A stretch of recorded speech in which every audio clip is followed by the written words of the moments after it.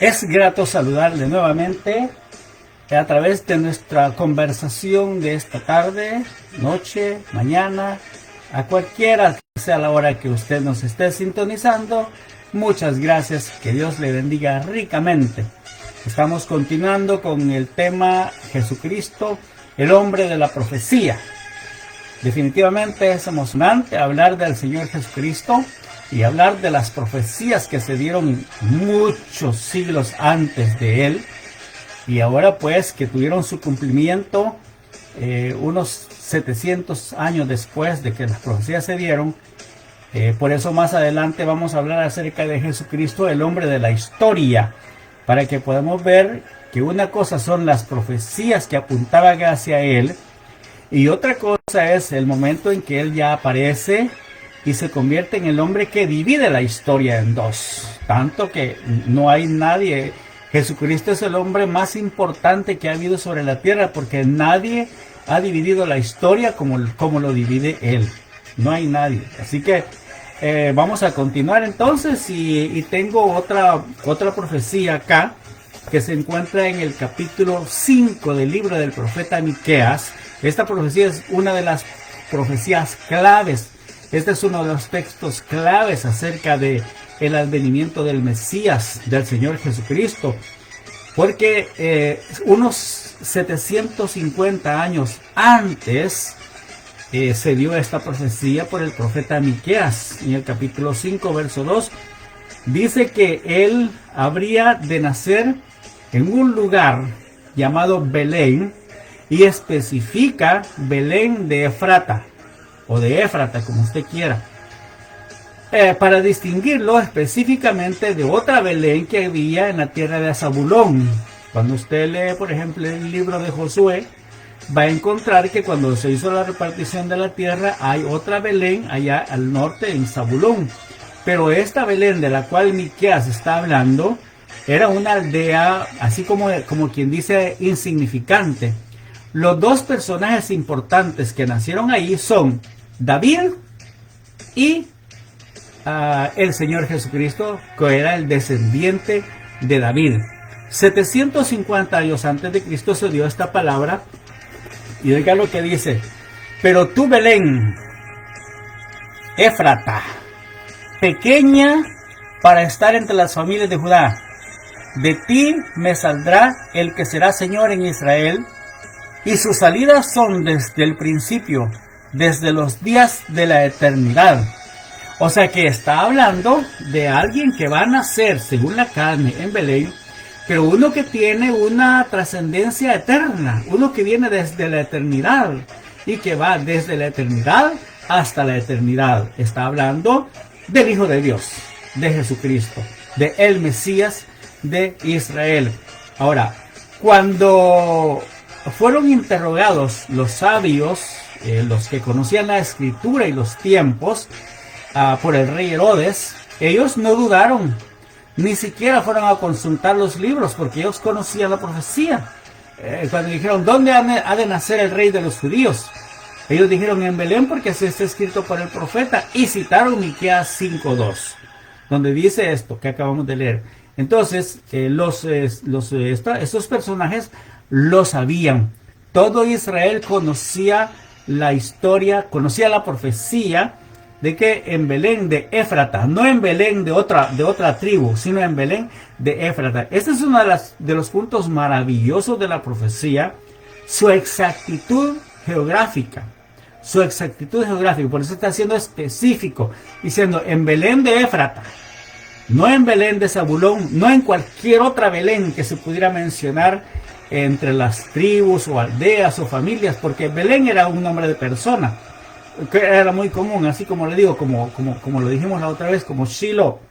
Shiloh era un nombre de persona, y también era un nombre geográfico, y también es un nombre que se le atribuye al Mesías, como dijimos allá cuando hablamos de la tribu de Judá, cuando le está diciendo que no será quitado el legislador hasta que venga Shiloh. Eso está hablando no de una tierra, no de un pueblo, sino de el juez de toda la tierra, que había de encarnarse en algún día a través de una mujer, de una virgen, de una doncella. Entonces esta profecía pues es maravillosa y es uno de los puntos claves de las profecías acerca de el Señor Jesucristo, su lugar exacto de su nacimiento. Otra profecía, pasamos a otra profecía. Dice que nacería del linaje de Isaí. Bueno, en Isaías 11 habla acerca de que brotará una rama del tronco de Isaí. Ya sabemos pues, ¿verdad? Porque Isaí fue el padre de David y de David nació Jesús, llamado el Cristo. En el libro de Ruth usted puede encontrar este detalle muy importante también, porque los que escribieron el libro de Ruth están hablando, si fue Samuel, si fue Natán o quien quiera que haya sido, está hablando de que Obed fue el padre de Isaí, pero está diciendo que Obed nació de Booz. Booz, el betlemita, que se casó con Ruth, la moabita.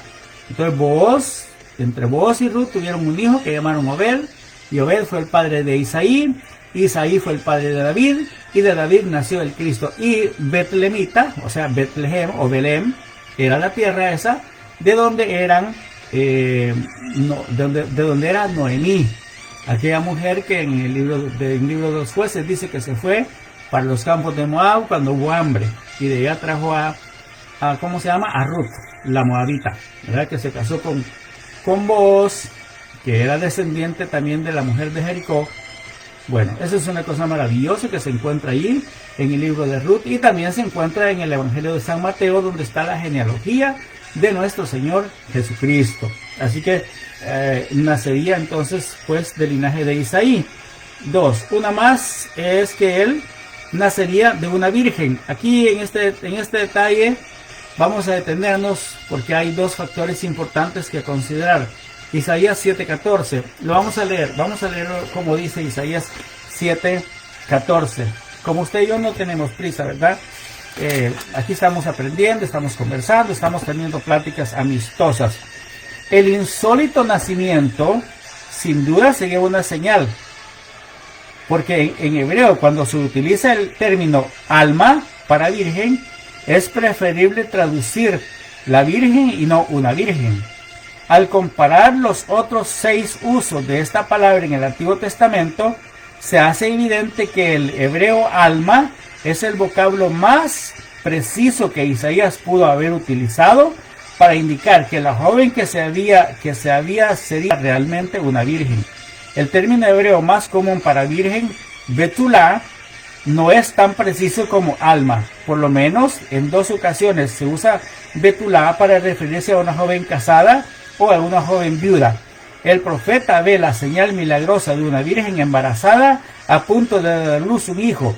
Que esta profecía tiene que referirse al nacimiento original de Cristo se aclara en Mateo 1:23, cuando ella le dice al ángel: ¿cómo será esto si yo no he conocido a varón? Mira, aquí hay algo bien interesante, porque existía un dicho entre las familias de los israelitas, así como hablando de algo imposible, ¿verdad? Usted, si es salvadoreño, hay muchos salvadoreños que están en esta conversación, pero existía un dicho antes que decía: no, cuando San Juan baje el dedo, es porque hay una estatua de San Juan que está con el dedo así levantado. Entonces, no, hombre, eso es cuando San Juan baje el dedo, o sea, como quien dice, no va a suceder nunca va a suceder. Entonces en Israel existía así: no, cuando la Virgen para. Oye, cuando la Virgen para. No, pues cuando una virgen dé a luz, parir, del verbo parir. Entonces, no, eso es cuando la Virgen para. Entonces, esa era una cosa como quien dice: no, eso no va a suceder nunca. Pero entonces ahora Isaías, hablándole al rey Acaz, que era medio incrédulo, él le va a decir que el Señor le va a dar una señal. Y la señal es aquí que la Virgen dará a luz. Y como así dijo aquel Acaz, ¿verdad? Por tanto, el Señor mismo os dará señal. Aquí que la Virgen concebirá y dará luz y llamará su nombre Emanuel, Dios con nosotros. O sea, el hijo que va a nacer de la Virgen no es cualquier personaje, es Emmanuel. ¿Qué significa? Dios con nosotros. ¿Se acuerda lo que hablamos de que cuando la profecía del protoevangelio, cuando se habla de la simiente de la mujer, que dijimos que la simiente de la mujer no es el protozoario que es colocado por el hombre en el óvulo de la mujer, el espermatozoide? Estamos hablando de que la semilla es el hijo que es engendrado por el Espíritu de Dios en el vientre de la mujer, y que esa es la semilla de la mujer, que cuando nazca, destruirá la cabeza de la serpiente. Eso lo dijimos al principio, allá cuando hablamos de Génesis 3:15. Entonces aquí en este caso, el que va a nacer es Emmanuel. ¿Y qué significa Emmanuel? Dios con nosotros. Aleluya. Entonces, pues ese nacimiento original se confirma allá en Mateo y también en Lucas, cuando el ángel se le aparece a María y le habla, y ella le dice aquí que concebirás un hijo y llamará su nombre Jesús, porque él salvará a su pueblo de su pecado. Y ella le dice, ¿cómo será eso? Si yo soy virgen, yo no conozco varón. Y le dice, el poder del Altísimo vendrá sobre ti, su sombra te cubrirá, y por eso el santo ser que nacerá será llamado Hijo de Dios. Entonces, eso se confirma ya en Mateo y también en Lucas, en dos ocasiones en los evangelios. Nacería de una virgen. Entonces ya vimos, ¿verdad? Hay dos expresiones para virgen: Alma y Betulá. Betulá es una doncella casadera, y también se le puede llamar Betulá a una mujer viuda, a una mujer que quedó viuda. Pero alma, el término alma es para una mujer pura, para una mujer que no ha conocido varón. Todas las 6 o 7 veces que aparece esa palabra en el Antiguo Testamento se refiere a vírgenes, a mujeres que no han conocido, que no han tenido relaciones sexuales todavía con nadie. Entonces, así pues, se cumplió esa profecía de que nacería de una virgen. Bueno, ya vimos el lugar de su nacimiento, del linaje de Isaí, nacería de una virgen. Ahí van 3. Ahora, hay otro detalle, que también estamos hablando de más o menos la misma fecha, entre el 740 y el 720 a.C. Habla de que habrá una gloria en su nacimiento. En Isaías capítulo 60, ese versículo me encanta. Usted seguramente ya lo ha leído también, ya lo sabe seguramente, usted es muy listo. Dice Isaías 60, del versículo número 1 en adelante: levántate, resplandece, porque ha venido tu luz, y la gloria de Jehová ha nacido sobre ti. Porque aquí que tinieblas cubrirán la tierra y oscuridad las naciones, mas sobre ti amanecerá Jehová, y sobre ti será vista su gloria. Y andarán las naciones a tu luz, y los reyes al resplandor de tu nacimiento. Alza tus ojos alrededor, y mira, todos estos se han juntado, vinieron a ti. Tus hijos vendrán de lejos, y tus hijas serán llevadas en brazos. Entonces verás y resplandecerás. Se maravillará y ensanchará tu corazón, porque se haya vuelto a ti la multitud del mar, y las riquezas de las naciones hayan venido a ti. Multitud de camellos te cubrirá, dromedarios de Madián y de Efa. Vendrán todos los de Sabá, traerán oro e incienso, y publicarán alabanzas de Jehová. Ahí está hablando hasta una canción ahí: resplandece, porque ha venido tu luz. Entonces ahí le está hablando a la nación de Israel, porque su luz, la luz mesiánica, habría de nacer sobre la nación, y allá habrían de venir multitudes para adorar al rey, y le traerán incienso, oro e incienso. Habla de la multitud de camellos, dromedarios de Madián y de Efa. Vendrán todos los de Sabá, traerán oro e incienso, y publicarán alabanzas a Jehová. Esto me habla a mí de las personas que vinieron de lejanas tierras. Vamos a ver el Salmo 72 también. Me interesa ese Salmo 72. Vamos a ver qué es lo que dice. Muy interesante esto. Mire, Salmo 72, versículo número 10. Los reyes de Tarses y de las costas traerán presentes. Los reyes de Sabá y de Seba ofrecerán dones. Todos los reyes se postrarán delante de él. Todas las naciones le servirán. Está hablando de aquellos sabios, de aquellos hombres poderosos que vinieron de algún lugar del oriente. Fíjese, esto es bien interesante, mire, porque cuando hablamos del oriente, estamos hablando de que tenemos en las costas del Levante, ¿verdad?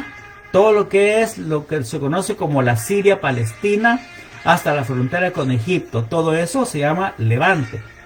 Ahora, ¿dónde está el oriente? El oriente está buscando hacia Jordania y luego llegamos a Irán, que en ese tiempo era Persia, llegamos a Irán y llegamos a los montes Sagros y llegamos a esos lugares donde vivían los adoradores de Zoroastro, los que tenían como Dios supremo a Ahura Mazda.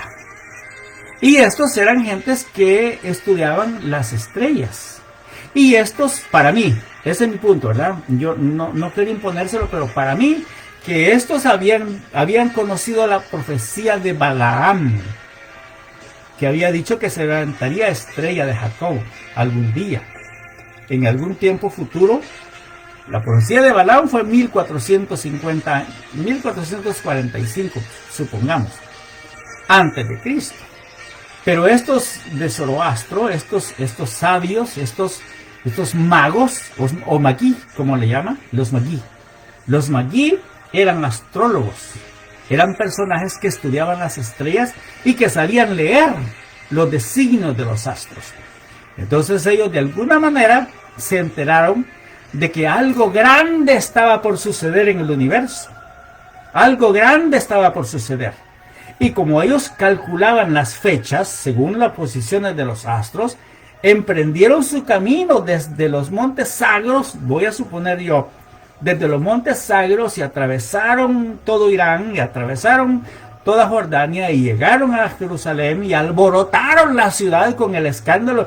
No eran 3 personajes como la tradición dice, que el 6 de enero se aparecieron por ahí. No, eso no es cierto. Era una multitud de camellos te cubrirán, dromedarios de Basán y de Efa, vendrán de Sabá y de Seba. Vendrán, los reyes vendrán y se regocijarán al resplandor de tu nacimiento. Entonces ellos llegaron a Jerusalén y alborotaron la ciudad, dice la Biblia. Se turbó el corazón de Herodes y toda la ciudad con él. Cuando llegaron ellos preguntando, ¿dónde está el rey de los judíos? Porque su estrella hemos visto en el oriente y venimos a adorarle. Entonces dijeron, no, pues el rey de los judíos está en el palacio, ¿verdad? Es Herodes. Y ellos dijeron, no, es un niño que ha nacido, hemos visto su estrella. Y vamos a adorar al niño porque algo grande está sucediendo en el universo. Y es el nacimiento de alguien grande. Y nosotros somos reyes y nosotros venimos a adorarle. Nos venimos a regocijarnos con el resplandor de su nacimiento. Qué cosa tremenda es. Hasta los escribas se alborotaron también ante el alboroto de Herodes y ante la turbación de la ciudad entera. Jerusalén a estas alturas era una ciudad de 500,000 de habitantes. Entonces una caravana de personajes extraños no iba a pasar desapercibida. Acuérdense que tenían que entrar por varias puertas. En este caso habían entrado por la puerta quizá de Damasco, por la puerta de Damasco, que es una de las puertas del noroeste. Entonces por ahí habrían entrado porque esa era la ruta que traían las caravanas que venían del oriente, para entrar por Damasco. Entonces ahí entraron y alborotaron la ciudad. Entonces Herodes preguntó, ¿de qué están hablando estos? Y los escribas ni siquiera leyeron la escritura, sino que de una vez le dijeron, ya lo acabo de decir. No, pues dicen que en Belén van a ser. Y entonces Herodes les dijo, ok, es en Belén, vayan y le adoran, y después me vienen a decir dónde está para que también yo vaya y le adore. Mentiras. Bueno, eso después. Pero entonces ahora, ahí tenemos pues otra profecía. Los reyes que traerían presentes y cómo sería anunciado el resplandor de su nacimiento. 1, 2, 3, 4, 5. Ahora, la otra, también una vez que el niño nace, Hay una profecía en el libro de Oseas, capítulo 11, verso 1, donde dice así, mire, dice, Oseas 5, eso es muy interesante, Oseas 11, 1. Israel, dice, cuando era muchacho, lo amé. Oiga lo que dice Oseas. Usted seguramente lo leí, usted es muy bien. Cuando Israel era muchacho, yo lo amé. Y de Egipto llamé a mi hijo.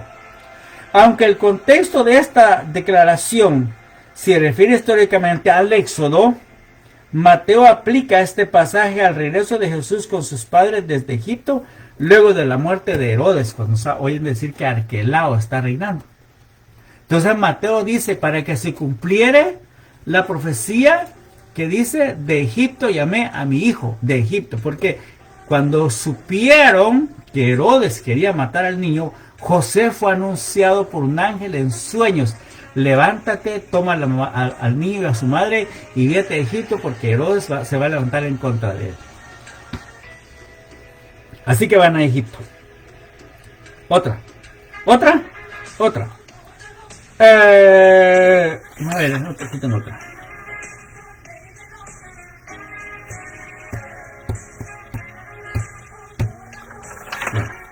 Ahí digamos 1, 2, 3, 4, 5, 6, Oseas. Ahora, dice el libro del profeta Zacarías, otra profecía, Zacarías, Ageo y Zacarías profetizaron ahí por el año 420. Vamos a decir que 420 para dejarlo bajito, ¿verdad? 420.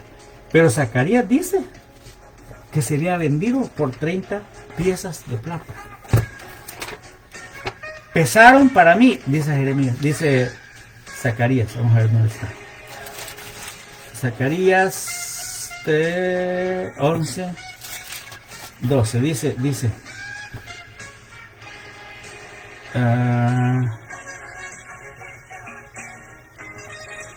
verso 12, 11, 12. Y les dije, si os parece bien, dadme mi salario, y si no, dejadlo. Y pesaron por mí salario 30 piezas de plata. Y me dijo Jehová, échalo al tesoro, hermoso precio con que me han preciado. Y tomé las 30 piezas de plata y las eché en la casa de Jehová al tesoro. Fueron 30 piezas de plata las que le pagaron a Judas por entregar al Señor. Eso está profetizado 420 años antes de que sucediera. Fíjese. No me vaya a decir usted que esas profecías seguramente se escribieron después, porque estos libros fueron traducidos 250 años antes de Cristo, en la época de Ptolomeo Filopator. Entonces fueron traducidos en el 250 antes de Cristo y se tradujo del hebreo, que era el original, al griego, y se produjo la versión que se conoce como la versión de los 70, o sea, la Septuaginta, que es la versión griega del Antiguo Testamento. Y si usted tiene acceso al griego y tiene acceso a una versión que se llama la Septuaginta, usted puede encontrar ahí ese texto donde habla de que él sería vendido por 30 piezas de plata. Eso fue lo que le dieron a Judas, el que lo vendió al Señor. Y hablando de eso, dice que él sería traicionado por un amigo de él. Sería traicionado por un amigo. El Salmo 41, verso 9, que ese salmo se le atribuye a David. Vamos a ver si es cierto. Salmo 41, versículo número 9. Vamos a ver, es Salmo de David. David 40, sí, Salmo de David. Verso número 9. Mire qué interesante lo que dice. Aún el hombre de mi paz, en quien yo confiaba, el que de mi pan comía, alzó contra mí el calcañar. Aún el hombre de mi paz, el que de mi pan comía, alzó contra mí su calcañar. Allá en la noche en que estaban celebrando la última Pascua, que era la primera cena, que se le llama la última cena, pero en realidad fue la última para Jesús, pero fue la primera para los discípulos en ese sentido, en el aposento alto, están comiendo y el Señor da el pan a Judas. Y le dice, lo que has de hacer, hazlo pronto. Y dice, y Judas comió el pan y Satanás entró en él junto con el pan. Entonces ese es el hombre de mi paz, el que de mi pan come. Ese hombre está alzando contra el Señor su calcañar. Profetizado en el Salmo de David 1000 años antes de Cristo, aproximadamente.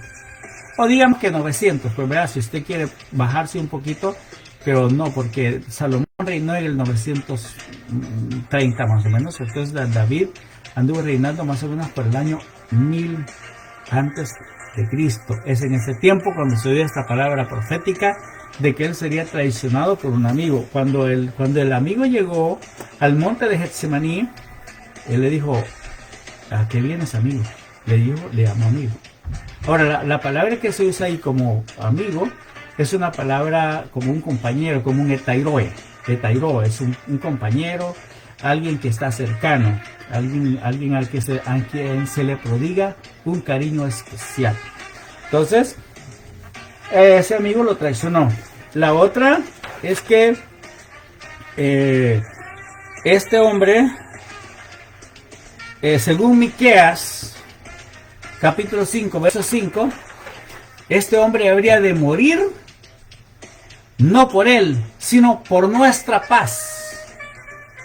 Por eso él se vino a constituir en el príncipe de la paz, porque con su muerte nos reconcilió con Dios.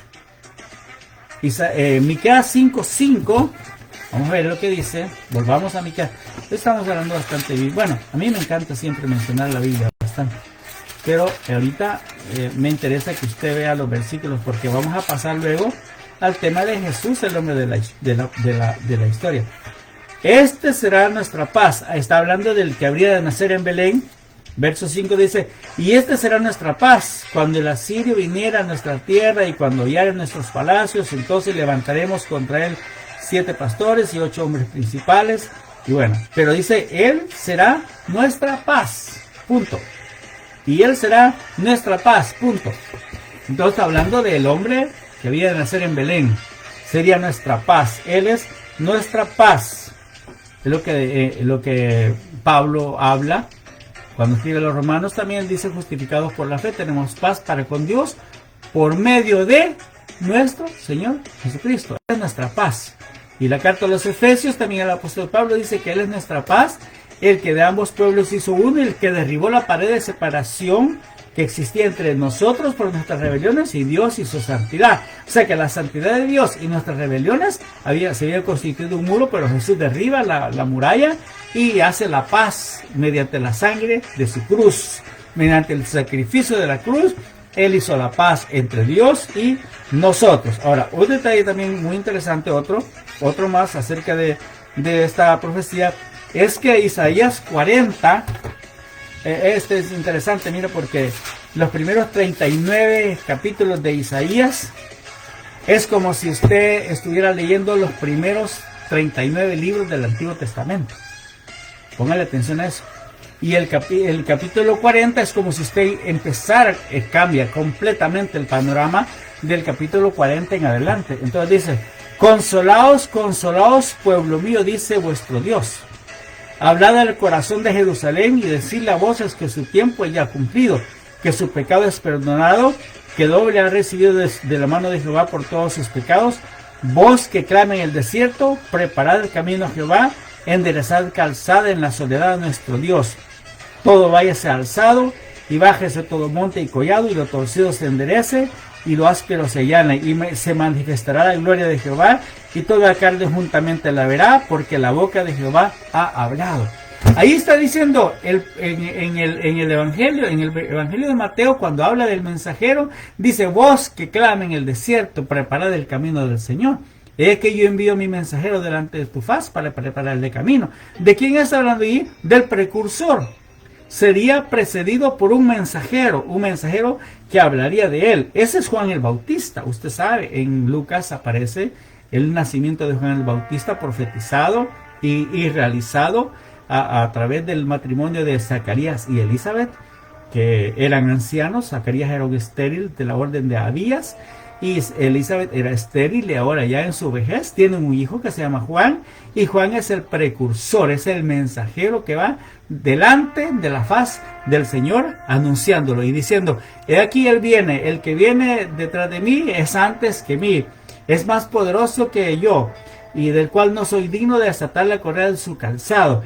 Yo lo bautizo con agua, pero él lo bautizará con Espíritu Santo y fuego. Arrepiéntanse, porque el momento de la redención ha llegado. El día de la salvación ha llegado. La esperanza ya se hizo real en la persona de Jesucristo, el que viene detrás de mí. Juan está anunciando esa verdad. Entonces la profecía, 750 años otra vez. Estamos hablando de Isaías, ¿no? Isaías 40 está hablando del advenimiento de un mensajero que prepararía el camino delante de la presencia del Señor. Entonces sería anunciado por un mensajero. 1, 2, 3, 4, 5, 6, 7, 8, 9 9. Otra que se me ha quedado por aquí, otra 9. Bueno, este hombre pues habría de morir por nuestra paz, ¿verdad? Habría de morir, pero ahí en el momento de su muerte sería traicionado por un amigo. En el momento de su muerte habla de que los huesos de él no serían quebrados. Allá está eso en el Salmo 16. Otra vez, un salmo que fue escrito, Salmo 16, ¿es un salmo de David? Creo que sí. Sí, es un salmo de David. Salmo 16, versículo número...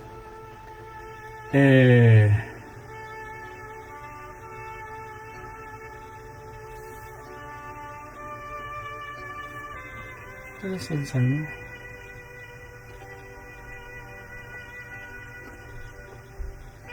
Huesos suyos no serán quebrados.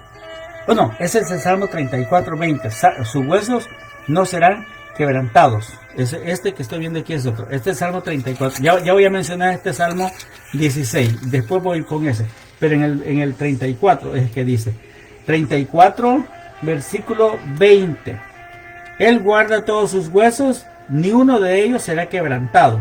Muchas son las aflicciones del justo, pero de todas ellas se le librará Jehová. Él guarda todos sus huesos, ni uno de ellos será quebrantado. Entonces, fíjese lo que pasó. Mire, en la crucifixión, ahí voy a dejar el Salmo 16 porque luego voy a hablar de él.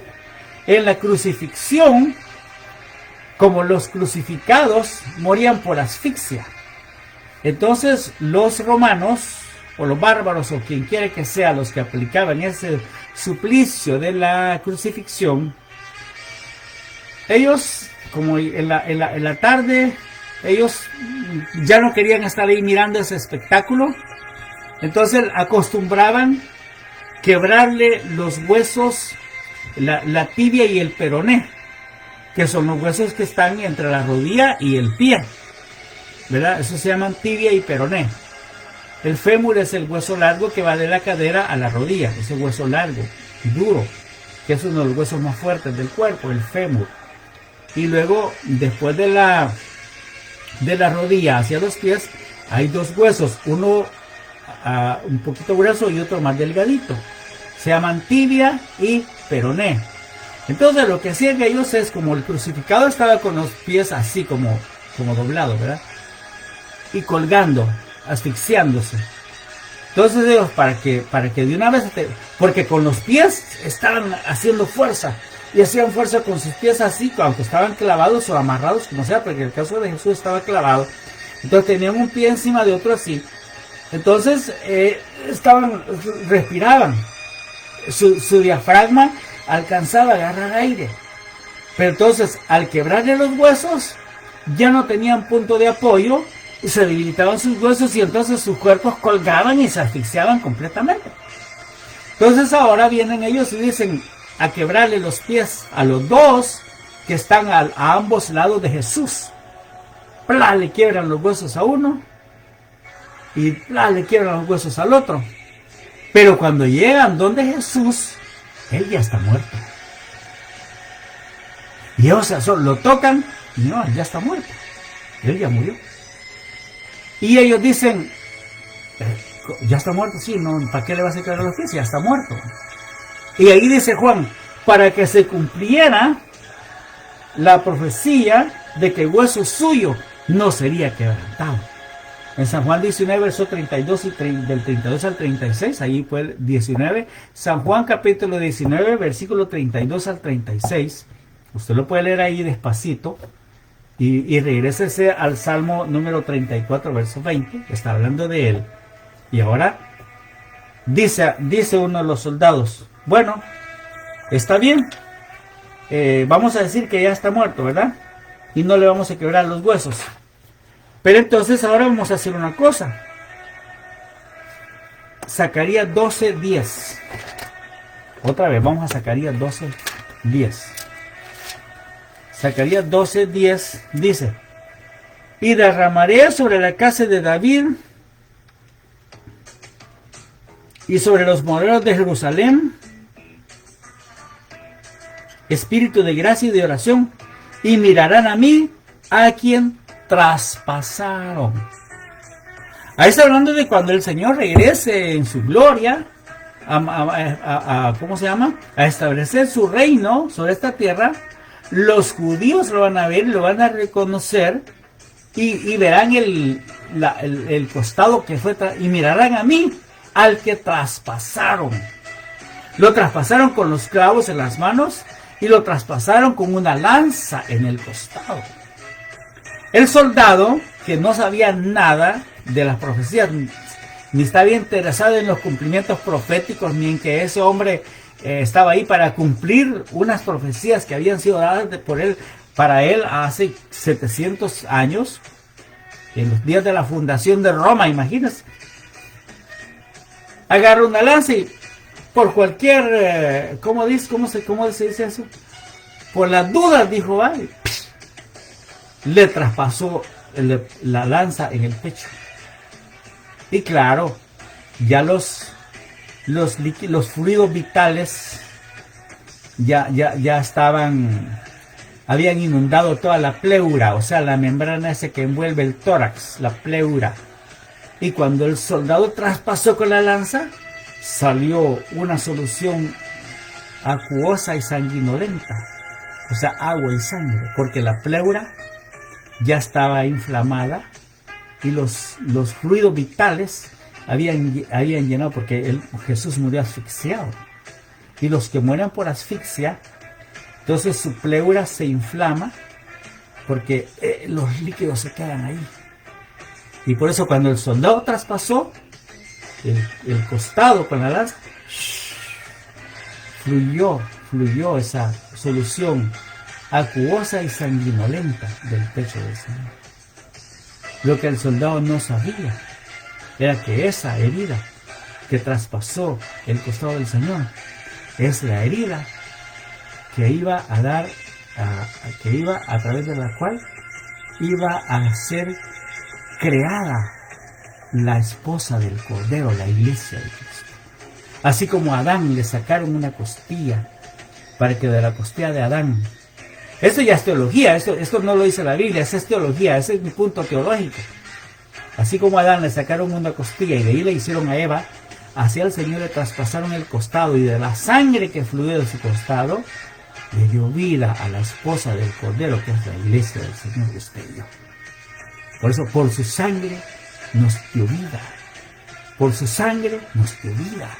Ahí es donde uno puede prorrumpir en alabanzas y en aleluyas y en gritos de júbilo y en reconocimiento a la grandeza de la gloria de aquel que nos amó de tal manera que dio su vida por nosotros. Entonces mirarán a él, al que traspasaron, dice Zacarías Y aquí ellos pues traspasaron su costado con una lanza. Y lo que salió de él fue eso, ¿verdad? Sangre y agua.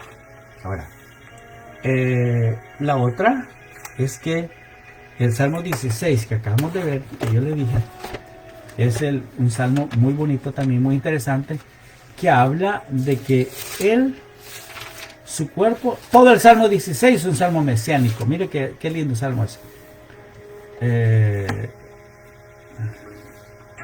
Guárdame porque en ti he confiado, tú eres mi Señor, no hay para mí bien fuera de ti, para los santos que están en la tierra y para los íntegros toda mi complacencia, se multiplicarán los dolores que aquí hoy sirven otros dioses, no ofreceré.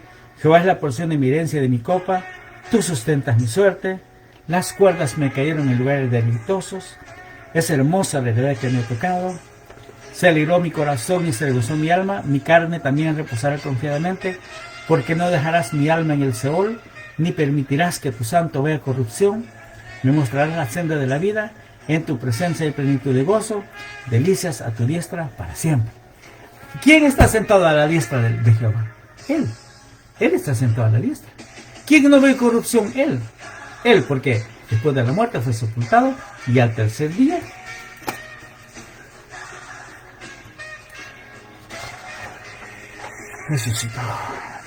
resucitaría al tercer día. Oseas 6:2 habla de esta resurrección al tercer día. Oseas 6:2. Vamos a ver lo que dice.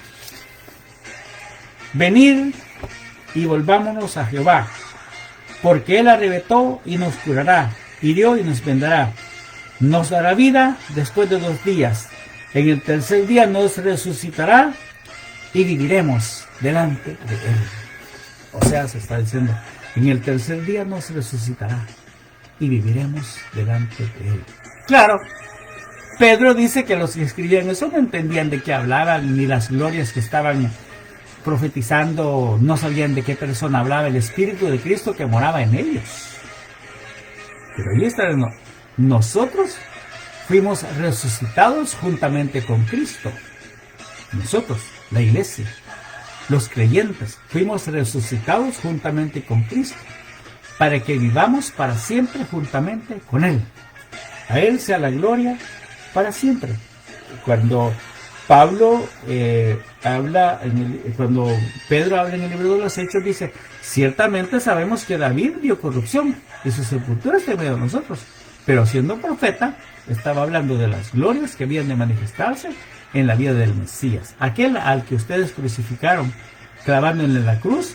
Dios lo ha hecho Señor y Cristo, y ha dado testimonio levantándole de entre los muertos. Igual en el capítulo 13, cuando Pablo da su testimonio allá en Antioquía de Pisidia, que les habla acerca de la resurrección de Cristo y les habla acerca de la justificación por la fe, y la gente de Antioquía de Pisidia se convierten a Cristo en Hechos 13, y más adelante dice, y creyeron todos los que estaban ordenados para vida eterna. Una cosa maravillosa, pues, ¿verdad?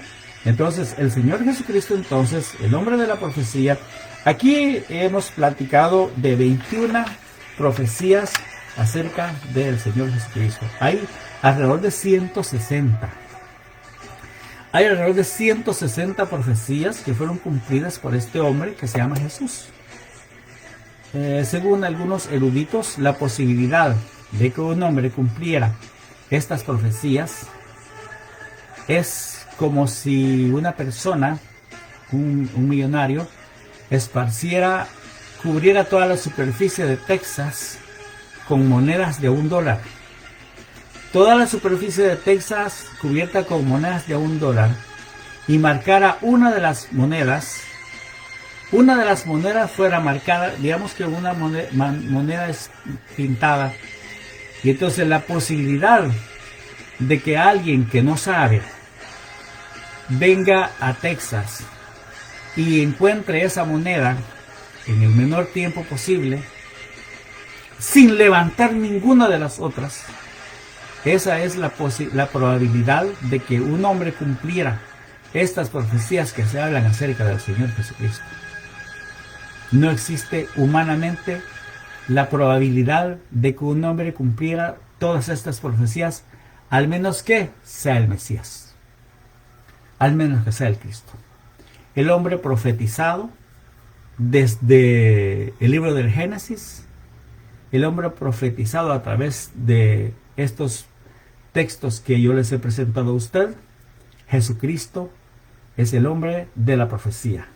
Y la otra semana, primero Dios, vamos a hablar de Jesucristo, el hombre de la historia, el hombre histórico, el Jesús histórico. Y luego al final vamos a hablar de Jesús, el Salvador de los hombres. Bendiciones para todos mis queridos amigos alrededor del mundo. Cuídense mucho. Feliz tarde, feliz día, feliz noche. Para vos, para usted, para ti, donde quiera que esté sintonizándonos. Agradezco de todo corazón su sintonía a esta conversación. Compártala con sus amigos ahí en Facebook. En YouTube también estamos, en el canal de YouTube, El Mundo de la Biblia o Eduardo Quijano, usted lo puede encontrar allí. Comparte con sus amigos estas conversaciones. Yo sé que no son enseñanzas profundas de alta teología, sino que son conversaciones sencillas, conversaciones prácticas, pero que nos edifican de alguna manera. Sostengo mi tesis de que siempre que hablamos del Señor Jesucristo, ganamos. Ganamos. Así que compartamos al Señor Jesucristo. Si usted no quiere hablar, comparte esta conversación con sus amigos, porque eso es una buena manera de hacerles saber a ellos que Jesucristo es el Señor y que hay esperanza en el sacrificio que Jesucristo hizo en la cruz del Calvario. Bendiciones para todos. Feliz noche. Adiós, mis amigos. Cuídense mucho.